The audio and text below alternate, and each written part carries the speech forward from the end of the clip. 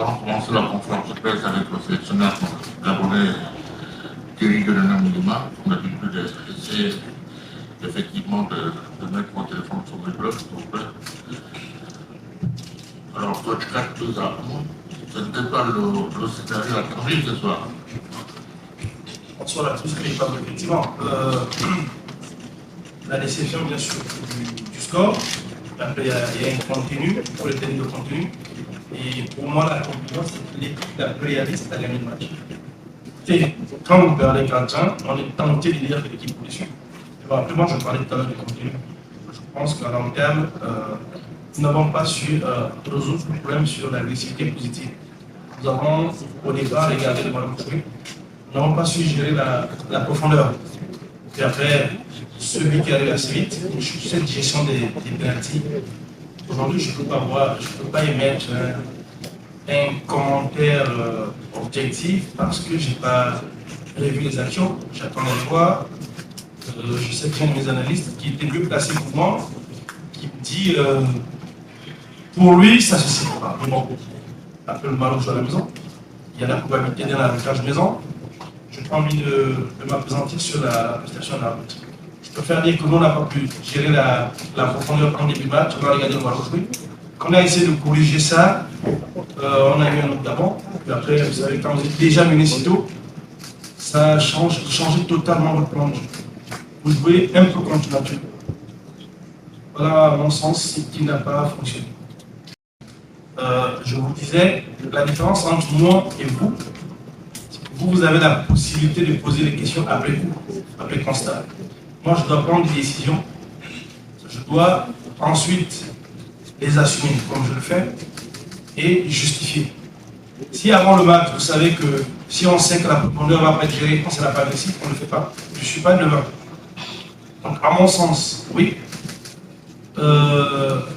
la paire Mouketou Api a tenu, surtout après le but. Parce qu'il fallait qu'on gère la profondeur. Mais comme vous le savez si bien, c'est une paire qui n'a pas deux matchs.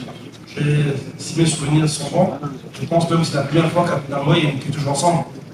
Donc, à ce moment, vous devez réajuster.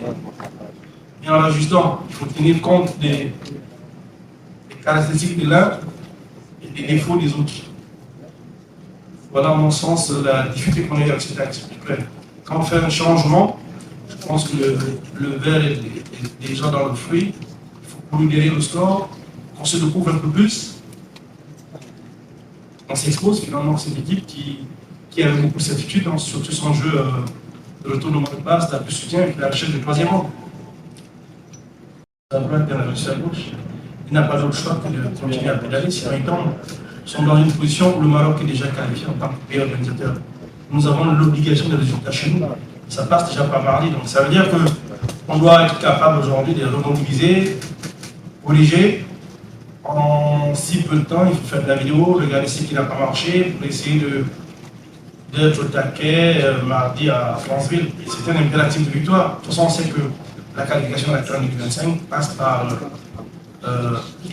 la volonté de prendre 9 points chez nous et ensuite aller gratter le point ailleurs. On n'est pas dans une situation de règlement de compte.